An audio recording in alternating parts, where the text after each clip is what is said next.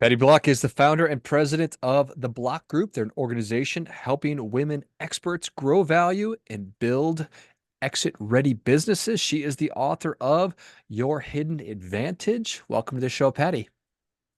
Thank you. I'm so glad to be here. Yeah, excited to have you on. Tell us a little bit about your personal life, more about your work, and why you do what you do. Well, when I was growing up, my mom used to make these fabulous cookies.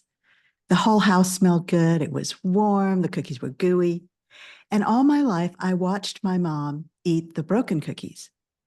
But it wasn't until I was a teenager that I even thought to ask her, why do you only eat the broken cookies? Do they taste better? And she laughed and said, no, I eat the broken cookies so you can have the whole ones. Hmm. And that memory came rushing back to me several years ago when I was struggling to put words around a really tricky pattern that I have seen in the decades that I've worked with women business owners. That, that sense of a spirit of self-sacrifice that we saw in our role models, our moms and our grandmothers, we bring that right into our businesses. It's what I call the broken cookie effect.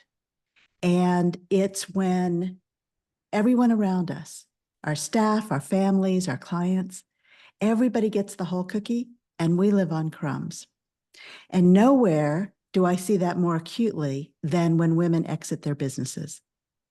And there's so much doubt and fear. I mean, that's really the broken cookie effect in action, because that doubt and fear and the mystery of what does it take to get exit ready? What does that really mean? And can I really let go of my business? Because for the women that I work with who are experts in their fields, largely in professional services, that's a really hard transition because you're actually transitioning part of your identity. And there's so much emotional and certainly logistical and practical stuff that's wrapped up in that. So that's the work that I do. That's what I'm super passionate about, is helping women build wealth by unlocking the value that's inside their business. I love it. I love everything about that story. Well, not everything, because is it sad isn't the right emotion. Feeling sad for somebody that has a heart of gold, but not any gold in their pocket because they're so self-sacrificing. It's just something that needs to change. Well, we have to become aware of it first. And because it is so deeply ingrained in us, especially as women, that's really how we were raised as girls, is you put everybody else first. And I'm not implying that you need to be selfish and always put yourself first. And that's not even possible for most of us. It's really about finding a balance between serving others and taking care of yourself. And in my view, that includes building wealth for yourself. I was literally just thinking about this similar idea this morning of it's okay to be self-sacrificing, but not at the cost of your self-reliance. And I think that we all intellectually know that we're supposed to pay ourselves first when it comes to personal finance and money, but sounds easy does hard. And it's been, to your point, ingrained in, if it's been ingrained in you, whether you're a man or a woman, but more specifically women, since you were a child, it's tough to break out of that. It is. And that's one of the pieces of the mission that I work towards, is bringing awareness. And when I speak with a group of women and let's say we're on a video conference and every woman is nodding her head, because we've all experienced that broken cookie effect and we've seen it in our role models. And that's the other challenge for women. We don't have many role models of women who have built their company and then sold it or transitioned. You don't necessarily have to sell your company, but there is value that you've built over the years. And so for many women, our business is our life's work. It is for me.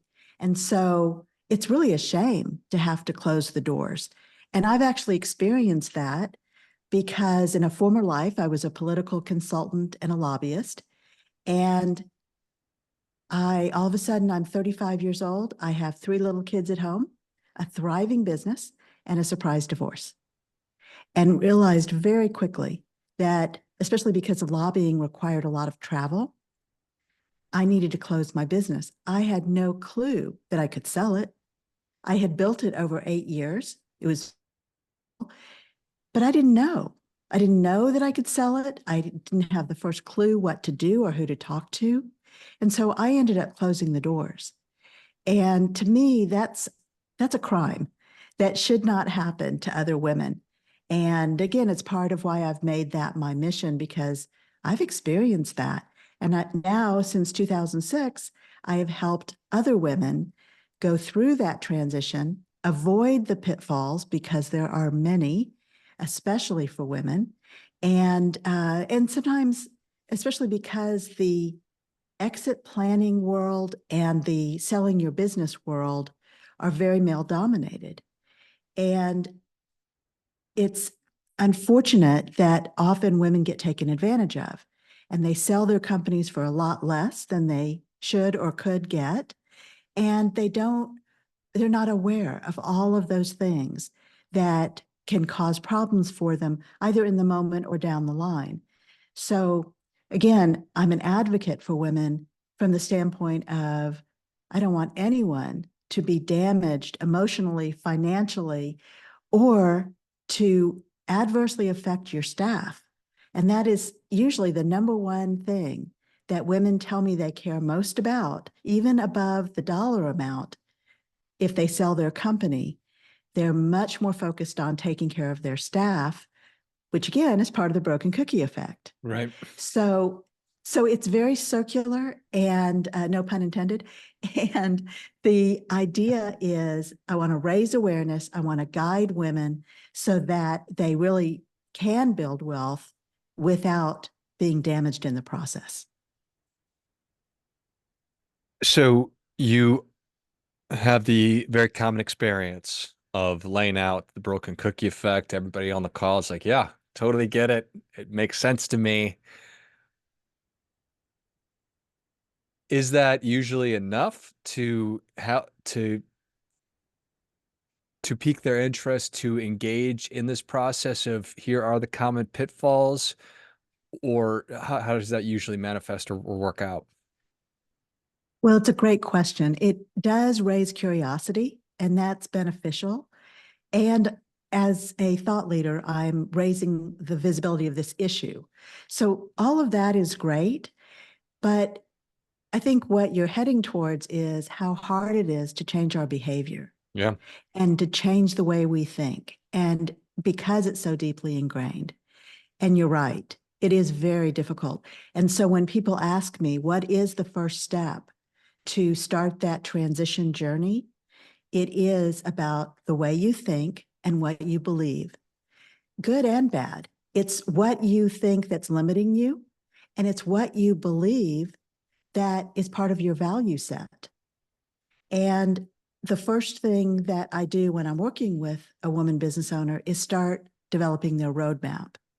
And in that, we start with, what do you care most about?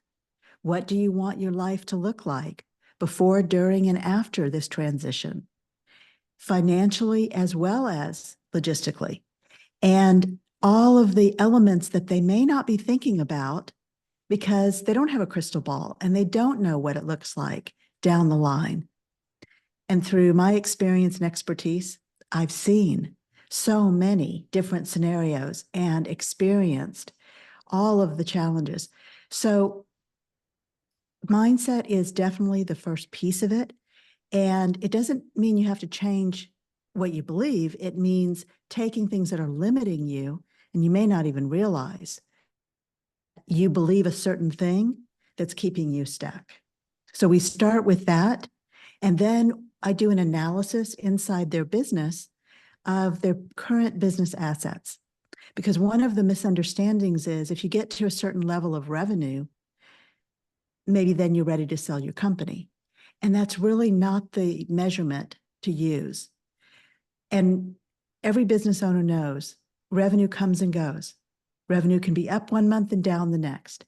And because of that, that is not determining the value of your company. It's one of the factors, but it's not that on its own. So because of that, we need to see a broader picture. And you already have assets inside your business, but you may not realize it. I appreciate all that and the importance of getting my head right and recognizing that I am worthy. I've created something that is of immense value, and I am deserving of getting paid exactly, not necessarily what I believe I'm worth today, but maybe a lot more than I'm potentially already thinking because I'm limiting myself. Um, and moving away from just focus on revenue because that goes up and it goes down. But in fact, there are more things inside my business that are assets that do drive the value. What are some of those things? Well, it starts with your intellectual property. And especially because I deal with expertise-based businesses, if you've developed programs, if you've written a book, if you've trademarked anything or patented something, all of those things are assets. And we want to make sure that they are optimized. Sometimes when you mentioned at the beginning, I've written a book called Your Hidden Advantage. Sometimes as I'm talking about, excuse me, as I'm talking about the challenges that women face, I forget to talk about the book. I'm not showcasing it as much as I potentially could.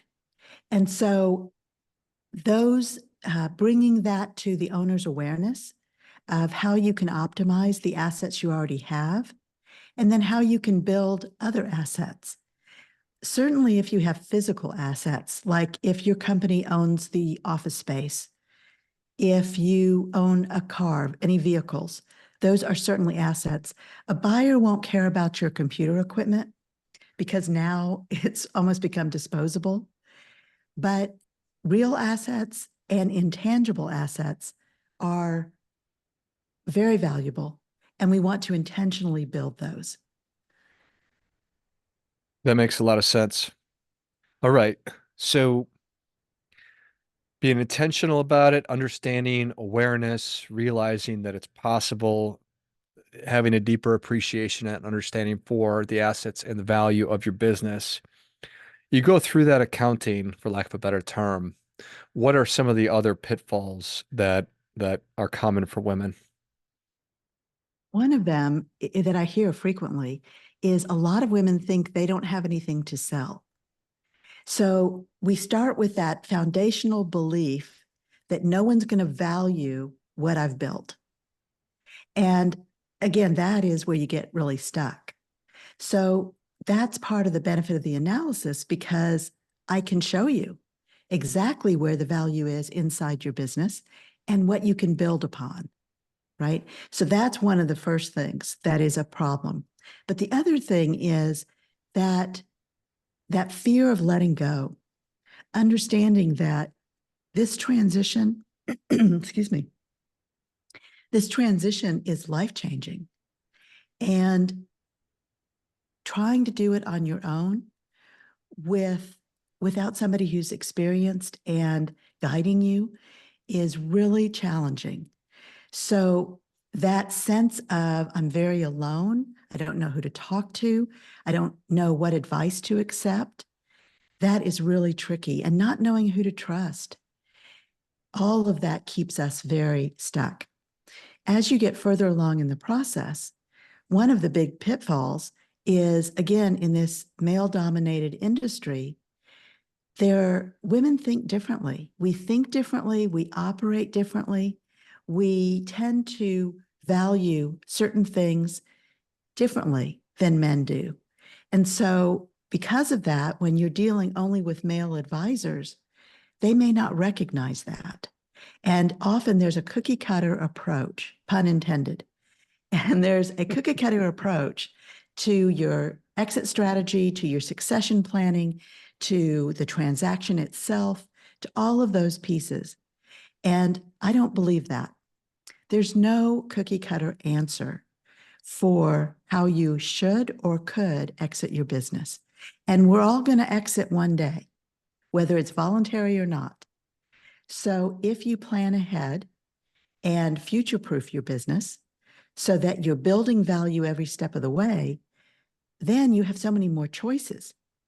If you want to sell your company, you've positioned it to do so and to get great value from it. If you prefer not to sell, let's say you want to pass it on to your employees or a family member and perhaps not sell it, those are all options. And there are all kinds of great ways to put those plans together. But if you're not aware of them and you think that your only option is closing the doors, which is exactly what I thought in my political consulting business, then you don't have choices.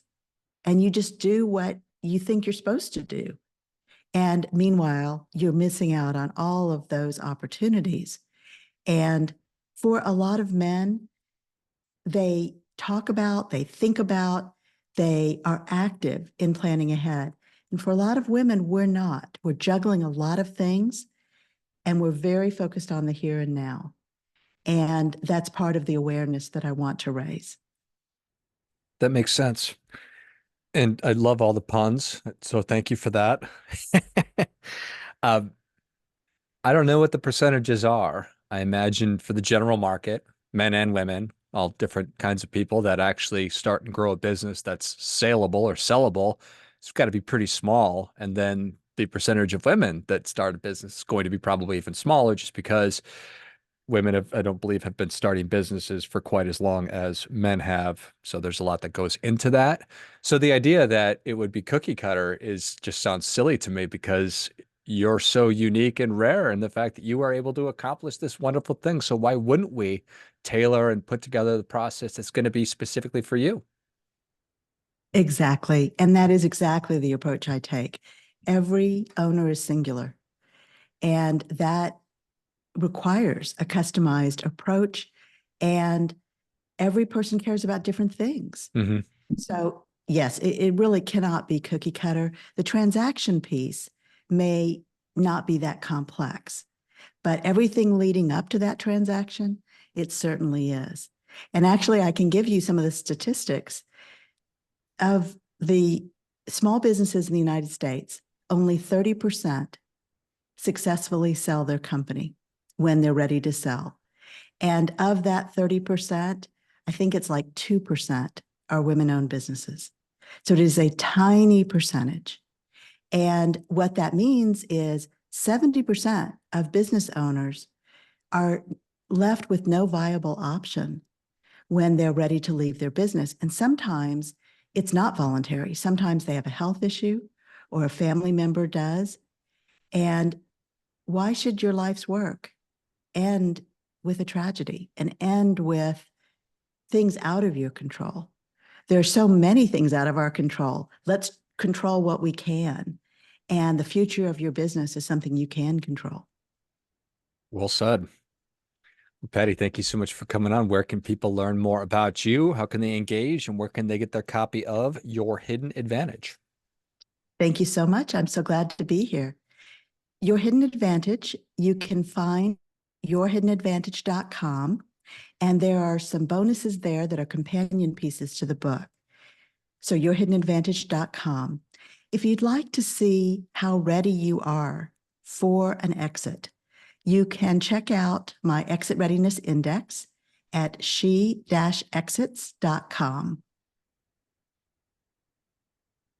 Excellent. If you enjoyed this as much as I did, show Patty your appreciation and share today's show with a friend who also appreciates good ideas. And certainly for all the business owners in your life, and more certainly for all the women-owned businesses in your life, pick up your copy of Your Hidden Advantage at yourhiddenadvantage.com. And if you are a business owner, if you are a women, if you're a female that owns a business, go to she-exits.com and take that exit ready assessment, find out where you're doing great and maybe where some opportunities might be and engage in the process. Thanks again, Patty. Thank you. Till next time, remember, do your part by doing your best.